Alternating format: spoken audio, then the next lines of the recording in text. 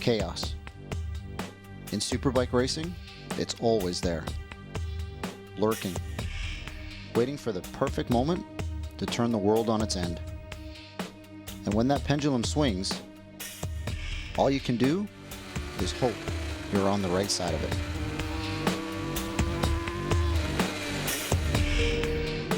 Ontario, Mosport International Raceway. It's round 5 of 7 in the Canadian Superbike Championship, the second race in a doubleheader weekend. We're the RadX BMW Motorrad Canada Superbike team. I'm Chris Duff, manager of the race team. We're the first factory Superbike team to compete with BMW's new S1000RR on North American soil. Finishing in third place from Sherbrooke, Quebec, Francis Martin.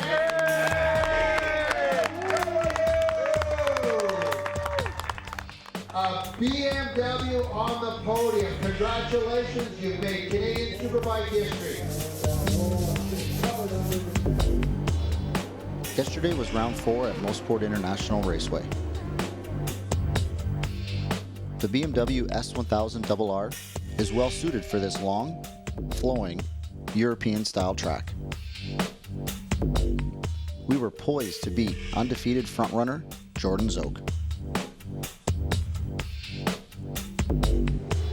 Our veteran, Francis Martin, was leading the race. Our rookie, Mike Ferreira, was in 4th place, on pace for his highest Superbike finish ever. Everything was going well. Then, chaos.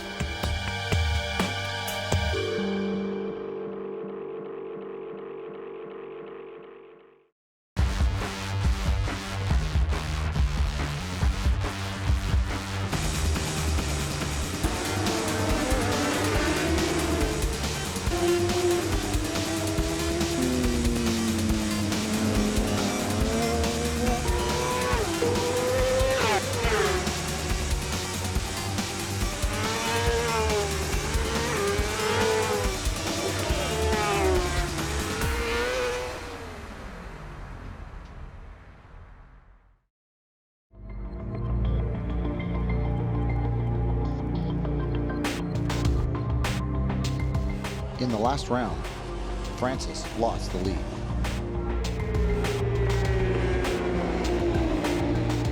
Then, in the last lap, he ran into lapper traffic and lost 2nd place as well. For Mike, an electrical problem turned his dream race into a nightmare, a DNF.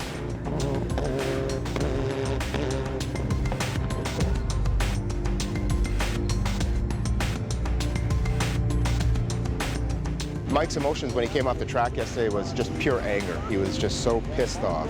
And then I think he goes from being pissed off to being disappointed. And then he goes from being disappointed to just kind of like mellowing out and getting back down to reality and what's going on day to day. These guys are professional road racers. Any professional road racer knows that things can happen and they get over it. They don't dwell on it and they don't think it's going to happen again. But later, the pendulum swung the other way. The 2nd place bike conked out during its mandatory rear wheel horsepower test. This bumped Francis up to 2nd place. Great news for Francis, but salt in the wound for Mike. He did miss a podium yesterday. If he would have finished 4th, he actually would have been bumped up to 3rd, which was even more of a disappointment for him and for myself. You know, we come here to win and we come here to win championships, and when those things happen that are not in your control, it's really hard. I have to erase this from the racing memory. You know, it doesn't mean anything anymore. It's over. There's nothing I can change. So what I'm going to do is just try and ride the best I can every lap. Whether I finish 5th, 6th, 7th, the 10th, 4th, or 3rd, it doesn't matter. It's a new day, it's a new race, and I just got to move forward, so we'll have to see. Even with the bump up, we needed to do better yesterday, and we didn't. Jordan Szoke has a big lead in the point standings. If we don't improve today, our chances of winning the series could be up in smoke. We're still second in the championship. That's good news, and we will need to win today. And I'm going to give everything I have to put that bike on top of the box. For Francis, his race was pretty good. Some setup tweaks and some better luck will give him a shot at first. For Mike, he just wants to finish the race. Last night, we had a chance to figure out what went wrong with his bike. The part that failed yesterday on the motorcycle it's called a power commander, and that's something that's an add-on. It's not a BMW part. So that allows you to tune the leanness and the richness of the motorcycle so you can get the perfect balance of fuel. Mike is actually going out on the same bike he was on yesterday with the brand new power commander on. So, you know, we just have to have faith in the product and hope that it doesn't let us down again.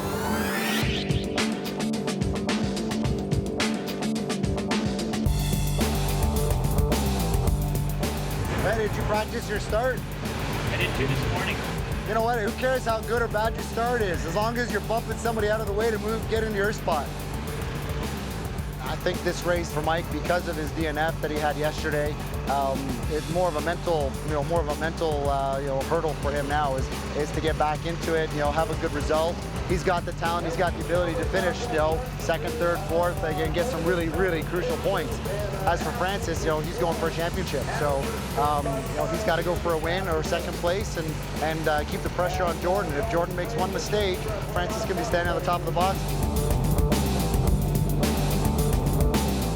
Round 5, Mosport. Catch Jordan Szoke. Take 2. Seconds before the start, Mike inches forward on the grid. That's technically a jump start, and it's going to cost him a 5-second penalty.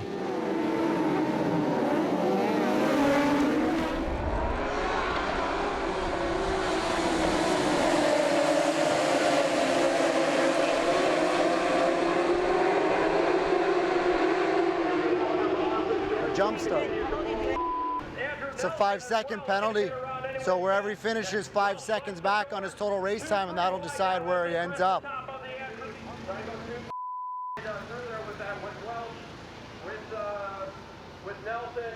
That's going to be hard to fill. Francis didn't get a jump start, but he's got to jump up 2 positions to get in front of Jordan Szoke. The reigning champion leads early, and Francis is stuck in 3rd place behind Alex Welsh.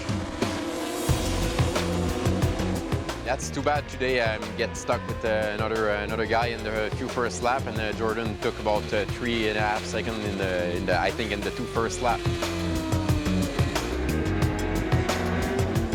Mike is just behind the pack in 6th place.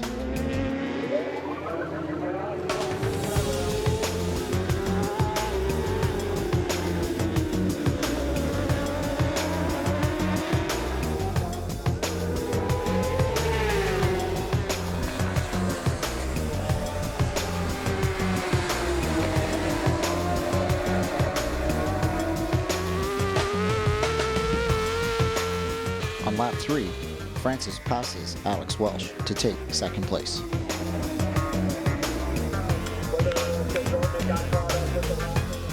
"16 laps to go. Francis is still in 2nd, 4 seconds behind Jordan. Francis has a lot of work to do. And so does his teammate. Mike fights his way to 5th place. But with that 5-second penalty, he's technically still in 6th. The worst part is, we're not sure if Mike even knows he has the penalty. I figured he didn't know during the race. Unfortunately, we didn't really have a pep talk before, so we didn't really have a code or a signal to say to him that he did have a jump start, so he knew to push. You have to give him like minus something, because he's got his jump start penalty. Nobody will come in and go, what the hell was that? We need to have a meatball flag, or a little meatball symbol on here that says, hey, this meatball means you got a jump start. Yeah. We should have a system in place for this, but we don't. Now, we just have to hope that this time chaos helps us out a little.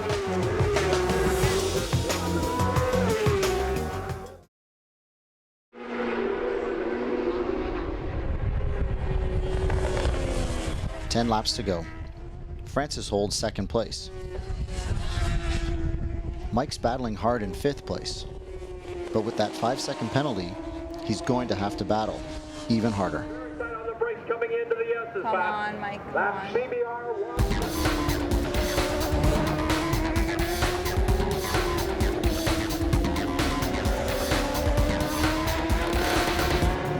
Frank Trombino nearly loses it, and Mike moves into 4th place.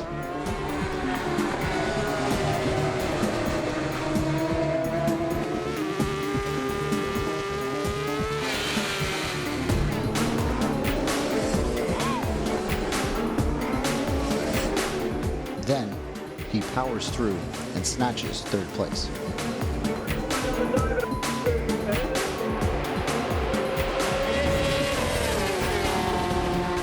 But seconds later, Frank Trombino takes it right back.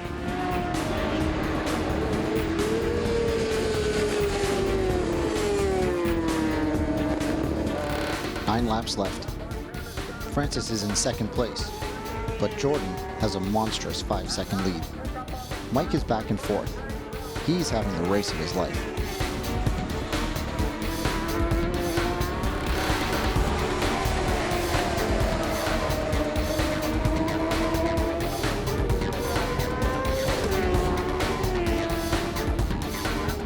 Seven laps to go.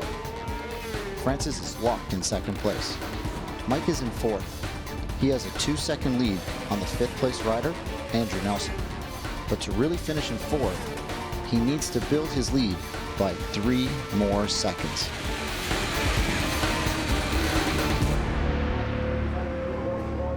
Mike builds his lead to 3 seconds. But to keep him pushing, Cindy doesn't want him to know. Just give him +2. What's that? +2.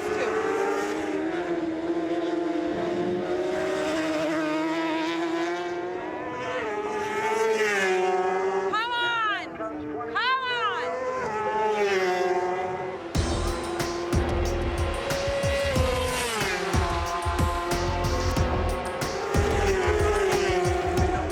Right now, we got 3 laps to go, and he's 4 seconds out.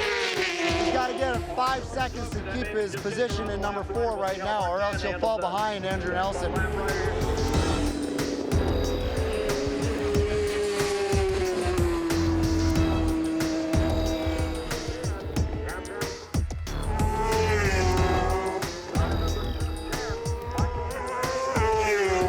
Come on, it's got to be 5. Come on.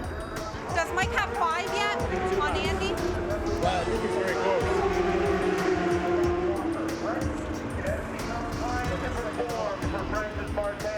Just +4. He's got to go to the end. He's got to push. He's got 2 laps. Come on, Mike. 2 laps. Push it. Francis has 2nd place in the bag. But unless something crazy happens, he won't be catching Jordan Szoke. For Mike, all we can do now is hope. Got it. Got it. He has to have it. Come on. He's got to have it. He's got to have it now. Final lap. Mike is almost 5 seconds ahead of the 5th place rider. He's a few tenths of a second away from his highest Superbike finish ever. This is excruciating.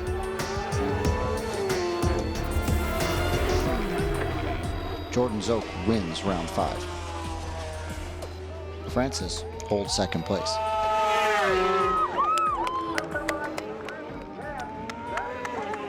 Mike crosses the line in 4th. No, he doesn't got it. No. He doesn't got it. Not 2. It's only like 3 seconds.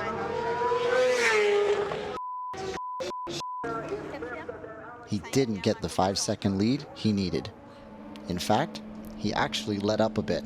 He must not have known. 4 seconds. F***ing son of a bitch. Sucks. Francis fell to Jordan Szoke again. And now, we have to break the news to Mike that his best Superbike finish of his career didn't actually happen. 1 second you missed it by. Missed what by 1 second? You got to jump. Oh, really? I got fifth? Yeah.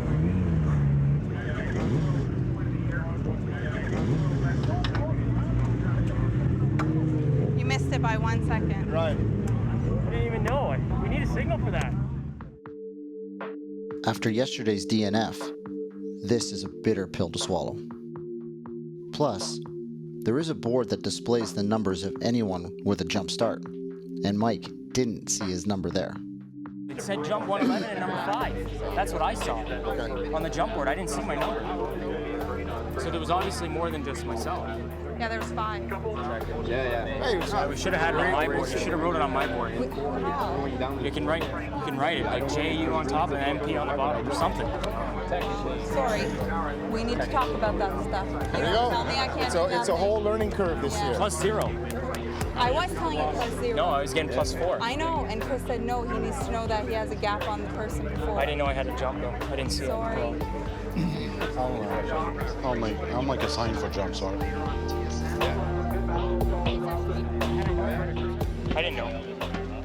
I didn't see it. All I saw was number 5 and number 111 on the jump board. That's what we were trying to find out, was who else was there and when did it go out. And no one could tell me, who else got the jump starts or when they put them out. You got to 4.8 and then the last lap. Yeah, because he didn't know. I didn't know, so I slowed down.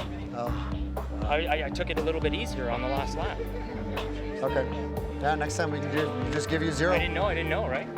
Yeah, Kind of kicking myself in the ass for letting up now, but how was I supposed to know? yeah, yeah. Obviously he's disappointed. I'm disappointed in myself because we sort of do racing together, and I feel like I should have somehow let him know. I just didn't know how, and I didn't want to screw him up, and I didn't want him to push really hard and then potentially fall. So I was kind of in a bind, and I'm sure he was sort of thinking, I know when he came off, he knew he could see my disappointment, so I know he was kind of bummed out, and I felt bad. I felt like it was my fault that he didn't know, and I felt it was my fault that we didn't get the 4th. I'm sorry, Mike. I don't know. I feel like it's my fault. Zach? I feel bad. Don't feel bad. Babe, I did awesome. I think I finished 4th. That was solid. I know. Good job, Francis. At least it's a true 1 second place. Yeah, exactly. All right. It still keeps the pressure on. If he screws up, you're there. That's it. Anything can happen at Shuby. That's it. And it always does. Yeah, oh yeah. Two-time Canadian Superbike champ, his 4th podium in a row for the Radex BMW Motorrad squad. Let's bring up Francis Montani.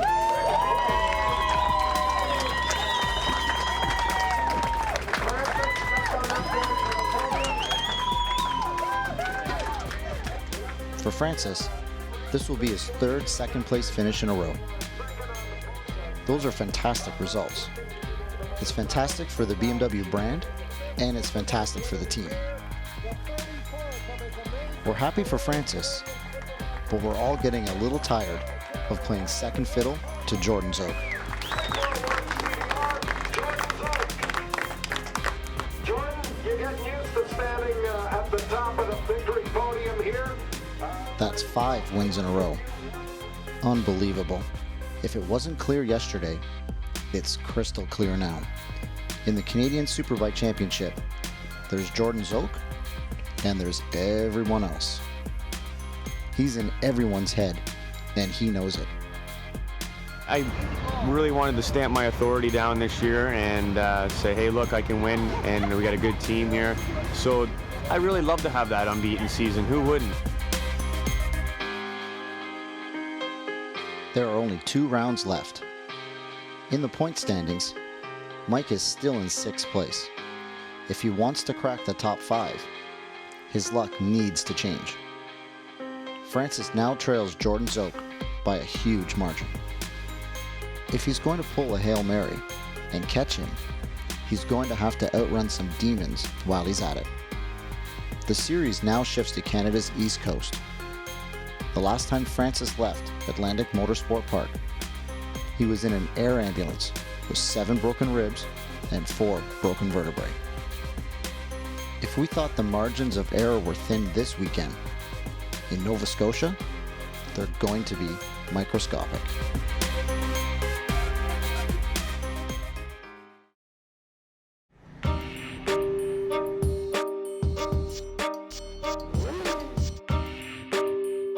Odds.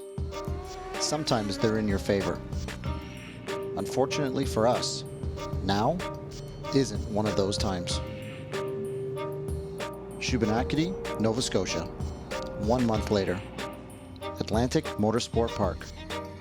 Rounds 6 and 7. The doubleheader finale of this summer's Canadian Superbike Championship. This is it. 2 more kicks at the can, then the clock strikes midnight. Mathematically, it's possible to win the championship, but Jordan needs to have a real bad luck. I think it's almost impossible, but no, if we can have the 2nd place this year, I think that's going to be great. There's still a very slim outside chance that we could win the championship, but I mean, basically, the guy that's been Mr. Perfect so far this year would have to basically not finish, and that hasn't happened so far. So every point is valuable, and just trying to get as many of them as possible, and just sort of maintain our 2nd position.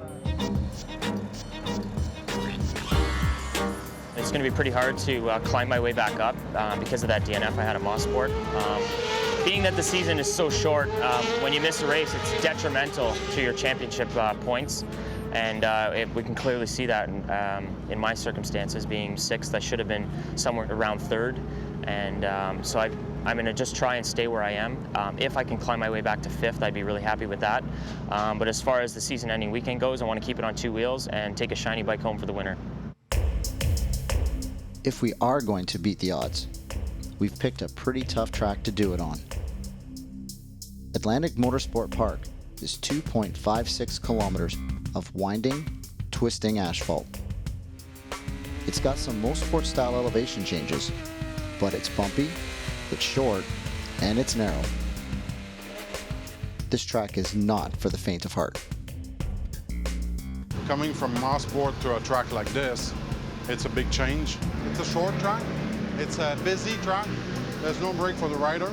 There's about probably like 17 or 20 different pavements on the track, So some corners are really good, some corners are slippier than others. It's a suspension track. Like, you got to make compromise, so you end up with a bike that's moving quite a bit, underneath the rider. So he needs to live with that. That track is a little bit dangerous. A few corners are dangerous, but we have lots of airbag, and it's not a real fast track either. And almost every track in Canada are a little bit dangerous anyway, and we have to deal with it.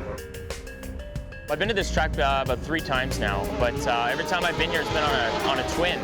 So this will actually be my first time on a Superbike. So again, it's another, for me, it's another learning curve. So I'll have to start from scratch, and we're gonna have to figure out gearing and stuff like that. It'll come slowly, but I'm sure it'll come. On the track, it's pretty obvious that we need to finish with a bang. Off the track, final rounds always have a unique flavor. Mike and Francis don't have contracts for next year. On the surface, the here and now is top priority. But beneath the surface, everyone's thinking about the future and the big picture. I think that the guys in the back of their minds obviously are still thinking about that this is the end of this season and it's sort of the addition for next season. The guys, they'll be saying that they're not thinking about it, but they are. As long as it's just in the back of their minds and not, not anything that's taken their concentration away from the task at hand this weekend. I don't really have more pressure because I didn't sign my contract. I try to put the stress on the side and just wait. That's it. Not much I can do about that. I got my fingers crossed that they want me back. I think I've come a long way personally as far as my rookie season on a Superbike, and I think BMW has taken notice, and I hope they want me back for next year because I know I want to be back. From a corporate point of view, It's also the last chance for the S1000RR to strut its stuff. Setup, pride, point standings. This season, next season. There's a lot to think about. But the real elephant in the room has nothing to do with contracts or corporations. This is the first time that that Francis has been back to this track after he crashed here last year. As a rider, every time you come back to a place where you've had, a serious incident before, obviously that's going through your head. He's thinking about last year and what happened and what could happen if he does it again. I guess he didn't sleep good last night. He was fairly anxious for the track, like every rider are. They're never going to tell you about.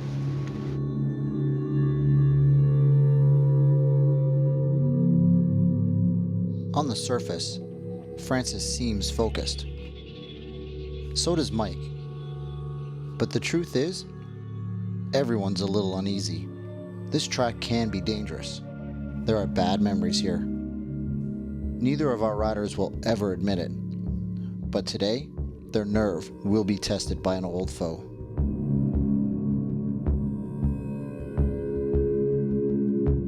Fear. It's basic, primal, instinctual.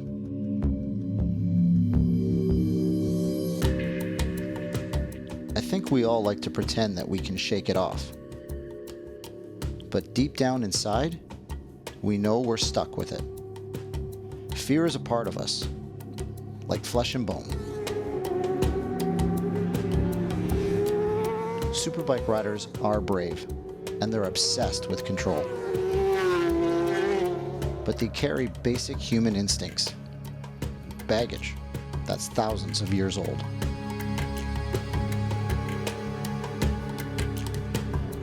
Human beings weren't designed to fly down an asphalt track at 300 kilometers per hour. It's not natural.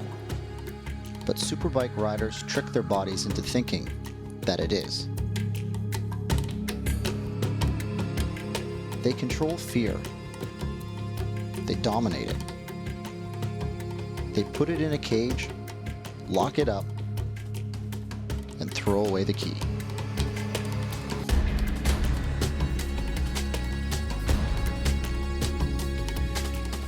But fear is strong. Fear will break free and fight back until it is in control.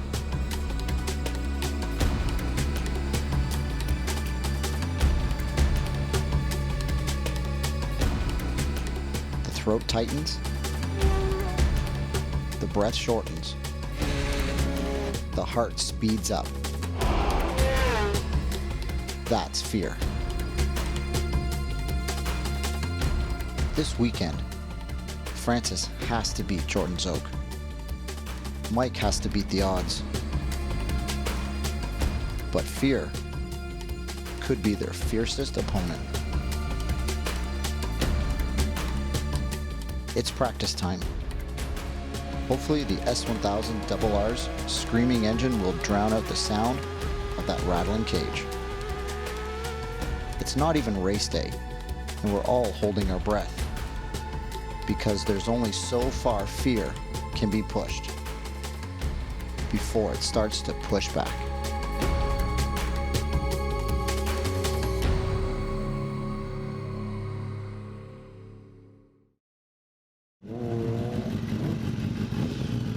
It's the last doubleheader weekend in the Canadian Superbike Championship.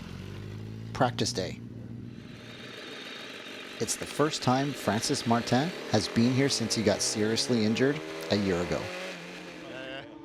The mood is tense, and sometimes the only thing you can do is lighten it. Fingers crossed that Francis will make more than one lap this year.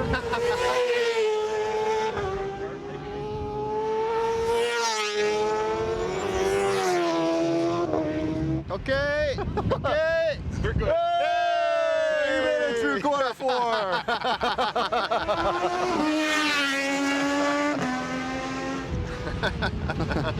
We've all got so much faith. Glad that's out of the way. Now we can start focusing on the task at hand.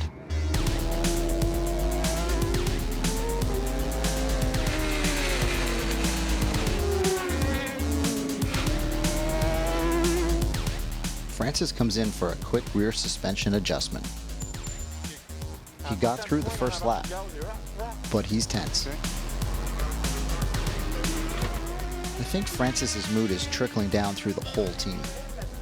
Everyone's on edge today, and it's going to be hard to break the spell.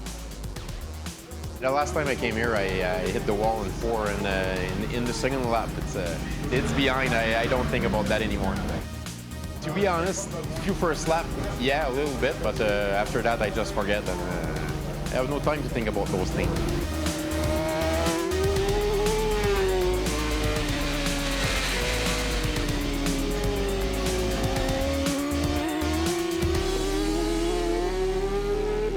Red flag. Someone went off the track. Went to a red, yellow, and then immediately race control called for a red.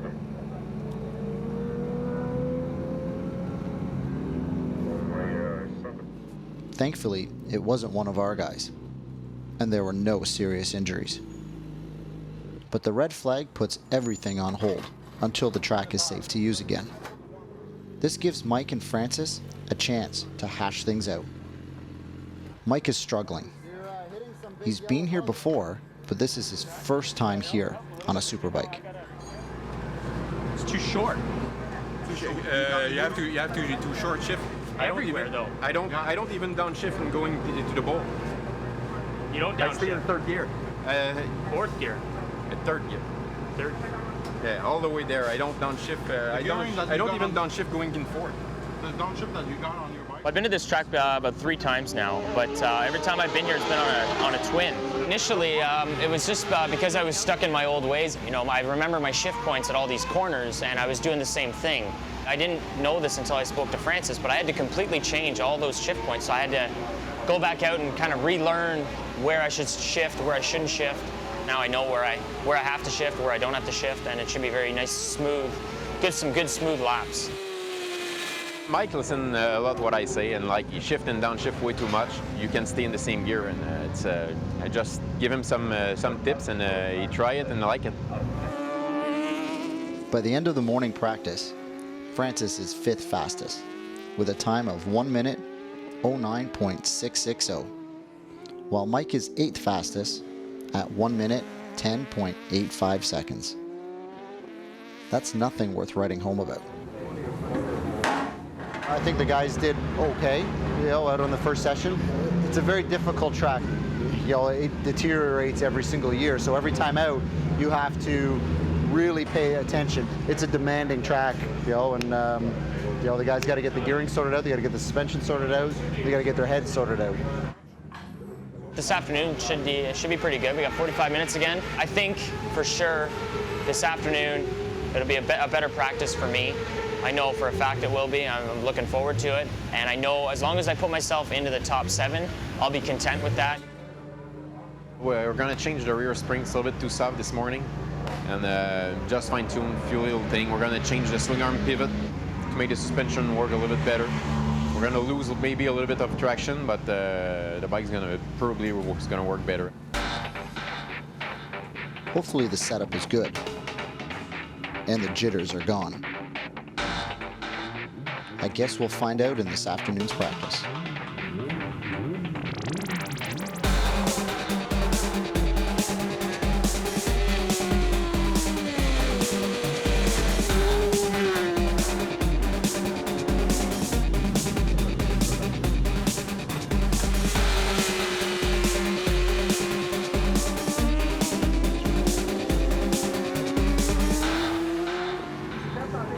At the end of the afternoon practice, Francis is 4th fastest, and he improved his morning time by almost 7/10 of a second, with a fastest lap time of 1 minute 08.897 seconds.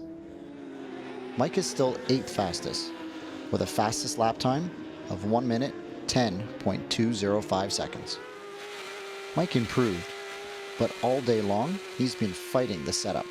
I think this unruly track is starting to get into his head. With the rear spring, like the adjustment that I did, it was a little better now. Made it a little better, but I still think that the front is too light. No. You need to like lower the front or something. We'll put more weight on the front. We'll put a stiffer spring again. Okay, that's fine by me. A bit of a struggle. I wasn't overly happy with that practice. I mean, I went faster, which I guess is a good thing in the end. You know, I wanted to go a little bit faster than I did, but then again, I struggled with bike setup.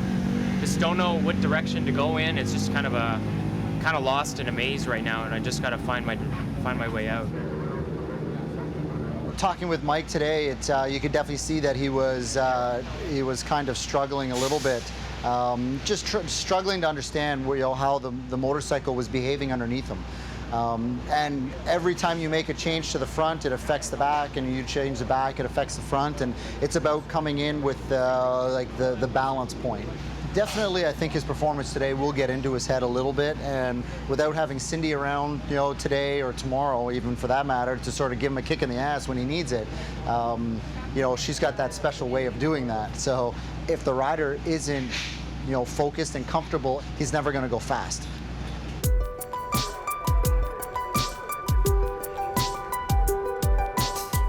Tomorrow is Superpole. Francis seems to be keeping his fear under lock and key. Hopefully it stays that way. For Mike, this track is a square peg in a round hole. If he doesn't learn how to solve the Shuby puzzle, his bad luck from Mosport isn't going to get any better.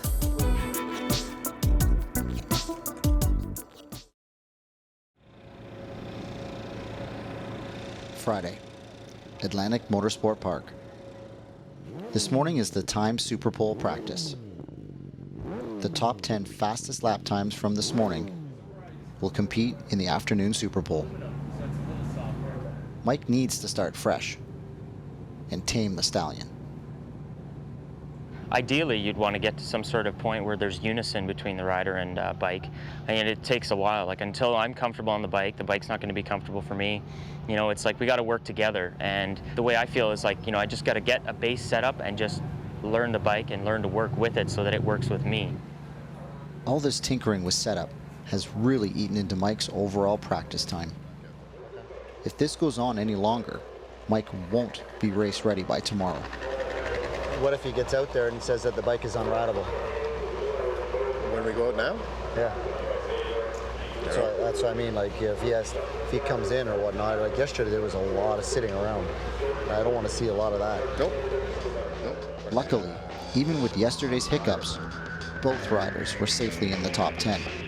Now, they have 40 minutes to prove they belong there.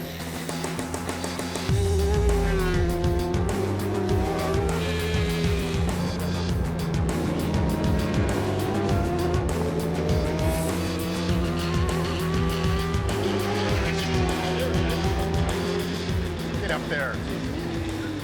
With 15 minutes left, Francis is 5th fastest and Mike is 7th fastest. Mike just did his best one on the last lap. 109.6. 8 minutes. We want 4 hard laps.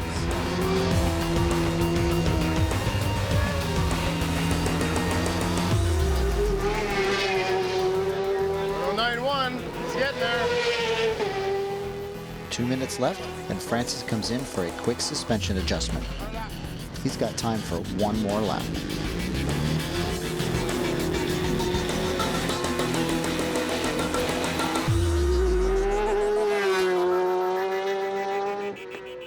At the end of the time Superpole practice, Mike is 7th fastest with a time of 1 minute 9.194 seconds.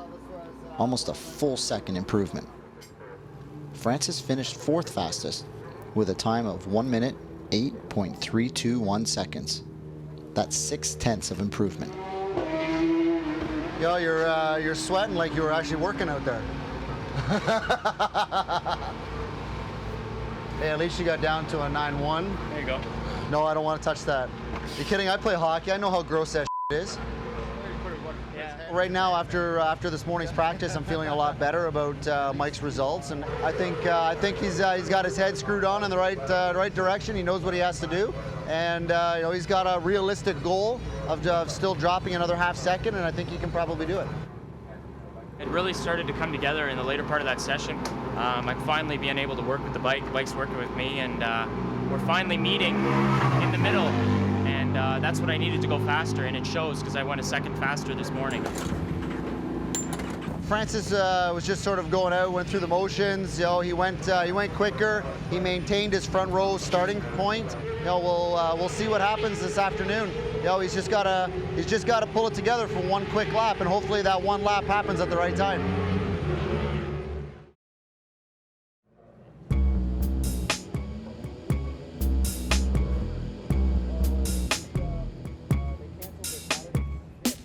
Atlantic Motorsport Park, Shubenacadie, Nova Scotia. It's Super Pole time. But this isn't just any Super Pole. This one sets the starting grid for the last 2 rounds of the season. For the 10 riders competing, it's the last chance to get into the heads of their opponents before race day. The perfect time to make a statement. What Super Pole is they take the top 10 fastest guys from the pre-qualifying from practice, basically. Those top 10 guys get 1 lap, with no traffic, no one in their way, no excuses to do the fastest, most blistering time that they can do. And that's what sets the grid for the actual races this weekend. The 4 fastest will start in the first row. The next 3 fastest get the second row. The 4 slowest times get the third row. The rest of the field are 4th row and behind. Super Pole is always a difficult, it's probably the most stressful part of the whole weekend for them. It's 1 lap, you get a little 10-minute warm-up, then you get your warm-up lap, then you got to do a flying lap, and everything rides on that, how you're going to start off in the racing. So it's been a while since we've done one. It's gonna be tough on them, but they're professionals. In a weekend where the margin of error is slim, the Super Pole takes on a whole new level of intensity. If Francis wants to maximize his chances in the last 2 rounds of the season, he has to get onto the front row today. If you don't start in the first row, it's very hard from second row or third row. It's very hard to pass here, and you can be blocked for one or 2 laps, and after that it's almost done. That's why it's very important today in the Super Pole to be in the first row.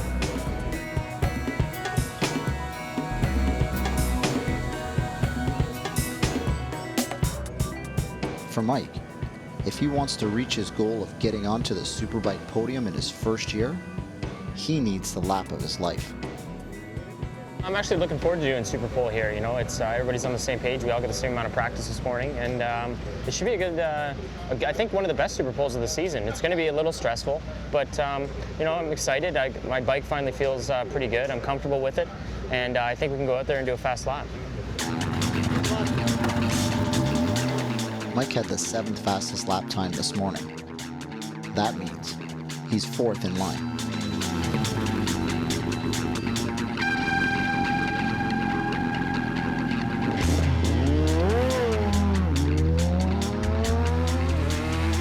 He'll do 1 warm-up lap to eyeball the track. After the dress rehearsal, he flies across the start-finish line, and the clock starts ticking.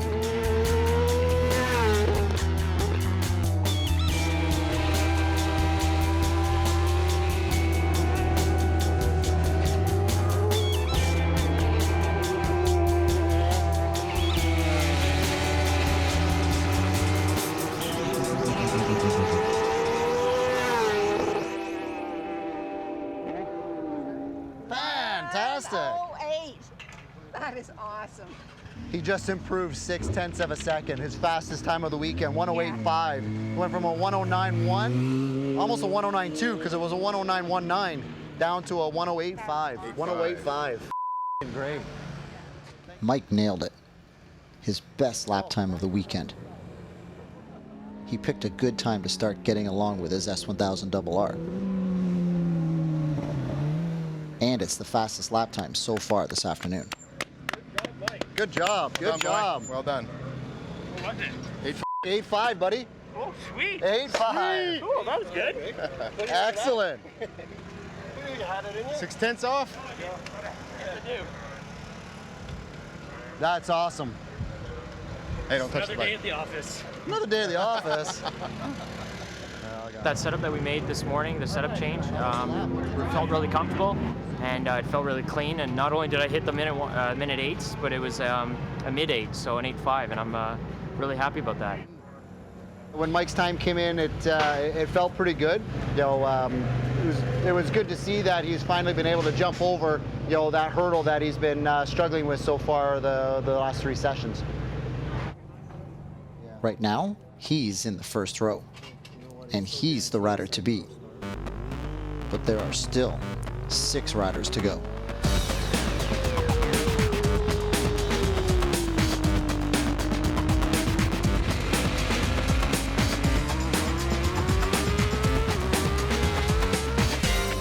The next rider, Alex Welsh, beats Mike by a hair with a time of 1 minute, 8.467 seconds. Mike still has the first row.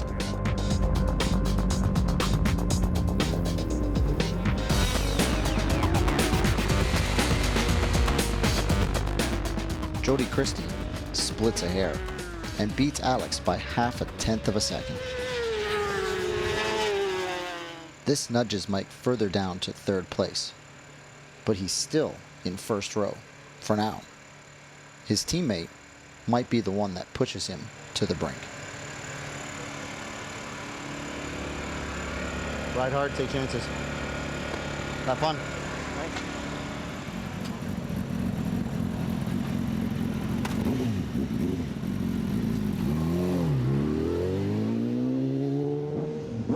All right, Francis. Let's put it together. Yeah.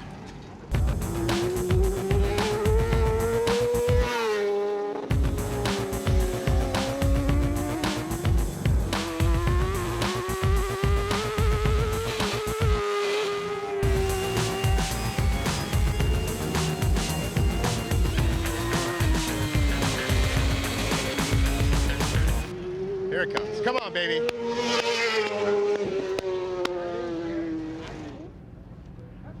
Excuse me? 108.7. Jesus Christ. Let's not use Mike's in front of him. Francis blew it. After getting a time of 1 minute, 8.321 seconds in the morning qualifier, he actually went slower in the Super Pole with a time of 1 minute, 8.774 seconds. No, he will definitely not be very happy with that 108.7. That means he's just fallen to 7th spot. Yeah. So he's off the front row. No extra points in the championship. And we now have both guys will be side by side, but 6th and 7th to see how things go. Right?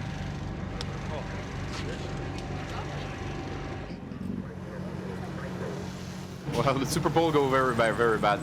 I just missed my lap big time. I go a little bit wide at exiting 4, and I push hard a little bit harder on the straightaway, and soon I hit the big drop in the bottom of the hill. The bike just goes sideways a little bit. I hit the wobble. I have to release the throttle, and I lose lots of time just in 4 and there. And well, lap time show it. This corner slide. Corner 4, I just miss it. Miss your... On the straightaway, I have a big wobble. So you couldn't get on the gas? Well, I get on the gas, and as soon as I hit the bump, the bike just, I have to release it. Yeah. This is one of the hardest Super Poles to nail, but I can't help but wonder if there's something more to it. We all assumed Francis had overcome his fear in yesterday's practice, but maybe there's still some demons standing between him and perfection.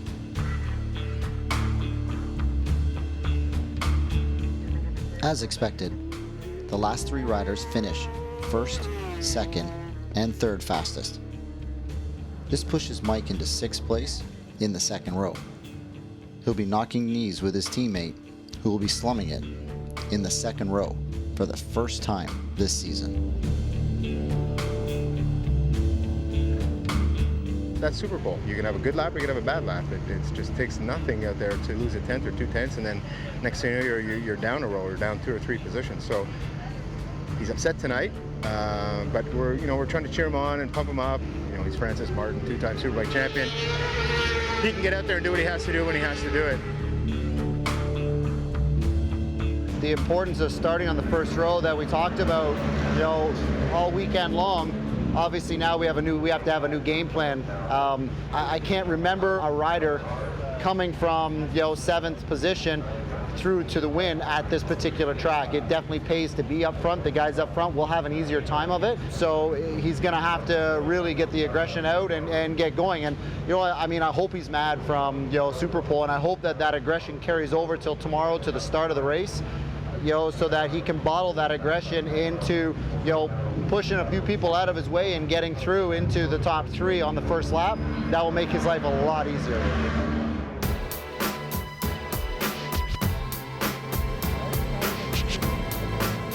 With Francis' experience, seeing Mike beating him in qualifying is obviously frustrating for him. Francis needs to ride with some anger today after his performance in Super Pole yesterday. We got 7 guys that are less than a second apart. There's going to be a lot of bumping, there's going to be a lot of pushing hard, and there's going to be bikes going down today. Red flag. Where's Francis? Is it Mike or is it Francis?